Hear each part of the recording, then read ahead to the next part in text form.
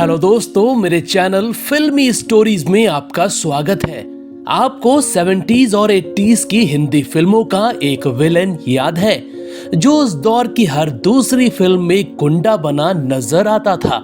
Body ऐसी हुआ करती कि हीरो तक उसके आगे पानी भरते नजर आते। नाम भले ही कम ही लोग जानते, लेकिन उस दौर की हर दूसरी एक्शन फिल्म में वो मार धाड़ करते नजर आ ही जाते। वो बेमिसाल अभिनेता शरद सक्सेना थे, जिनकी एक्टिंग देखकर बड़े बड़े विलेन उनकी तारीफ करने के लिए फोन नंबर तलाशा करते। लेकिन क्या आपको पता है, इतने महान और बेहतरीन अदाकार को बॉलीवुड छोड़कर क्यों जाना पड़ा? क्या आपको उस घटना का पता है जो इनके करियर को एक झटके में ऊपर से नीचे ले आई? चलिए आज हम आपको शरद सक्सेना के फिल्मों में आने से लेकर उनके बॉलीवुड छोड़ने की अनसुनी कहानी सुनाते हैं। वीडियो बड़ा दिलचस्प होने जा रहा है। पुरानी हिंदी फिल्मों का ये बेजोड़ अदाकार मध्य प्रदेश से बंबई पहुंचा था। जी हां, शरद सक्सेना एमपी के सतना में 17 अगस्त 1950 को पैदा हुए थे। वैसे क्या आपको पता है, शरद के घर वाले तो उनको इंजीनियर बनाना चाहते थे, इसीलिए शुरुआती पढ़ाई के बाद उनका एडमिशन भी जबलपुर के इंजीनियरिंग कॉलेज में करवा दिया था। मगर शरद को तो बचपन से ही सिनेमा का शौक था।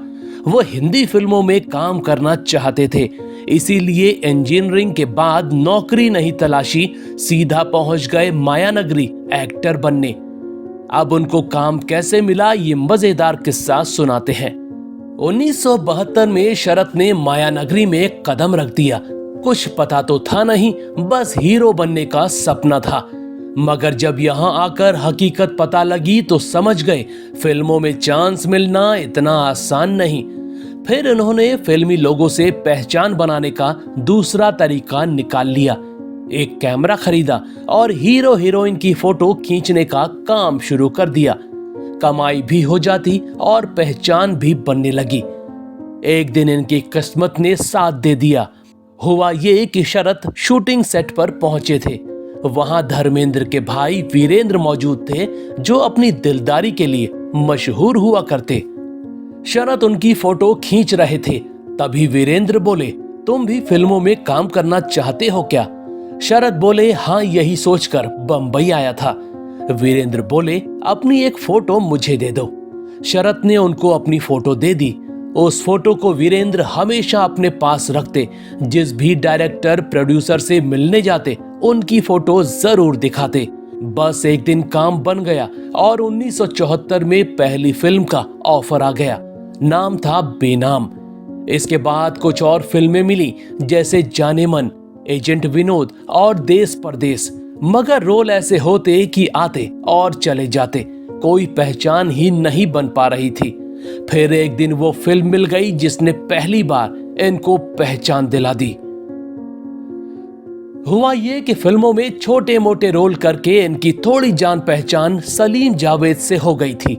वो अक्सर उनके पास जाकर बैठ जाया करते। एक दिन बातों ही बातों में सलीम ने उनसे पूछा, तुम करते क्या हो? शरद बोले, बस मैं फिल्म लाइन में स्ट्रगल कर रहा हूँ। सलीम अचानक जावेद की ओर मुड़े और बोले, क्या इसे धन्ना का रोल दे दें? जावेद ने भी हाँ कहा तो सलीम बोले, जाओ जाकर यश चोपड़ा से मिल लो। शरद ने फौरन अपनी स्कूटर उठाई और निकल पड़े यश जी के पास। वहां से भी ओके हो गया और मिल गया वो किरदार। 1979 में शशि कपूर और अमिताभ की हिट फिल्म रिलीज हुई काला पत्थर। उसमें धन्ना का किरदार शरद ने इतना दमदार किया कि पहली बार लोग उनको पहचानने लग गए। काला पत्थर की शूटिंग के दौरान ही उनको राजश्री वालों की फिल्म तराना भी मिल गई। बस यहीं से उनके करियर की गाड़ी चलने लगी। उनकी एक्टिंग देखकर एक बार डायरेक्टर एच.एस. रवेल ने उनको बुलाया और बोले, 80 साल के बुढ़े का रोल है, करोगे? शरद ने हाँ कर दी तो रोल उनको मिल गया। वो फिल्म थी 1976 में आई लैला मजनू, जिसमें 22-23 साल के शरद को सफेद दाढ़ी मूछ लगाकर 80 साल का बुढ़ा बनाया गया था। इसके बाद शरद को लगातार काम मिलता रहा। विलेन के रोल, फाइटर के किरदार ही उनके लिए लिखे जाते। फिर 1984 में एक फिल्म आई जिसको करने के बाद शरद सक्सेना पूरे बॉलीवुड में छा गए। वो थी मिथुन चक्रवर्ती की बॉक्सर। फिल्म में बॉक्सर बने शरद ने इतनी शानदार फाइट की थी कि मिथुन भी उनके आगे 19 ही लगे थे। पूरे 80 के दशक में शरद सक्सेना छाए रहे। काम ही काम, एक से बढ़कर एक किरदार। 1985 में बेपनाह का उजागर सिंह हो, मां कसम का माखन सिंह हो, हिफाजत का शंभू दादा हो या आज का गुंडाराज का नागपाल, सारे किरदार सुपरहिट। यहाँ पुराने खलनायक प्राण का एक किस्सा सुनाते हैं। एक दिन शरद घर पर बैठे थे कि अचानक फोन की घंटी बजी। फोन उठाया तो आवाज आई, मैं प्राण बोल रहा हूँ। शरद को भरोसा ही नहीं हुआ कि प्राण साहब ने उनको फोन किया। प्राण बोले, तुम्हारी आज का गुंडाराज फिल्म में एक्टिंग देखी, इतनी पसंद आई कि बड़ी मुश्किल से तुम्हारा नंबर खोजकर बधाई देने के लिए फोन कर रहा हूं। फिर अगले दिन उन्होंने अपने घर खाने पर भी बुलाया।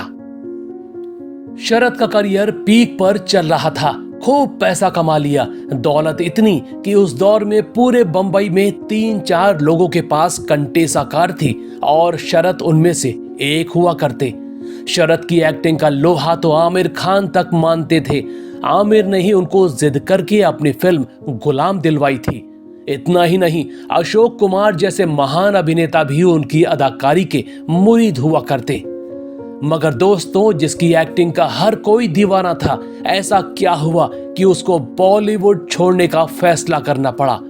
इसके पीछे 1997 में हुई एक खौफनाक घटना थी।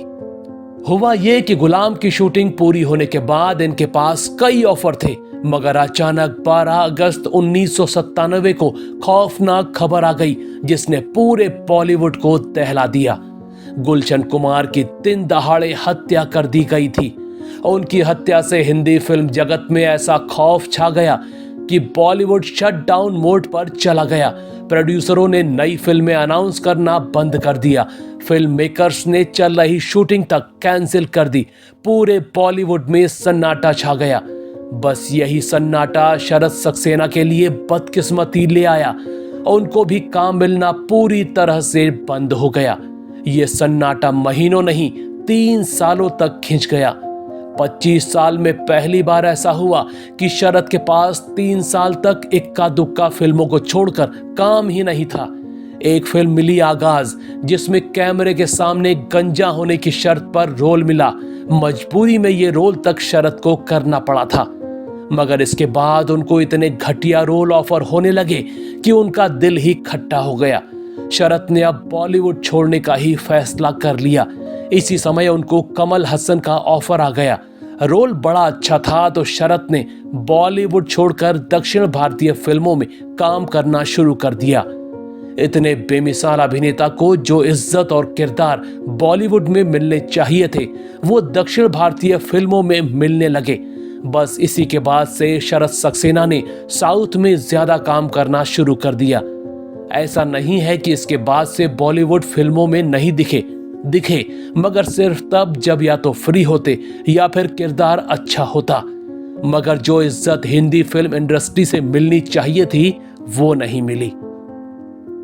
शरद इन दिनों मुंबई में ही पत्नी शोभा और 2 बच्चों के साथ रहते हैं। वो कहते हैं, बॉलीवुड में बस जवान लोगों को काम मिलता है, हम जैसे बूढ़ों को कोई नहीं पूछता। वैसे उनको न तो अब कोई स्टार अपनी पार्टी में बुलाता है, न ही कोई काम देता है। दोस्तों, आपको शरद सक्सेना याद हैं? उनकी कोई फिल्म या किरदार आपको पसंद आया हो तो हमें कमेंट में जरूर बताइएगा। ऐसी ही और स्टोरीज को जानने के लिए आप मेरे चैनल फिल्मी स्टोरीज को सब्सक्राइब भी कर सकते हैं। बस बेल आइकन दबाना मत भूलिएगा।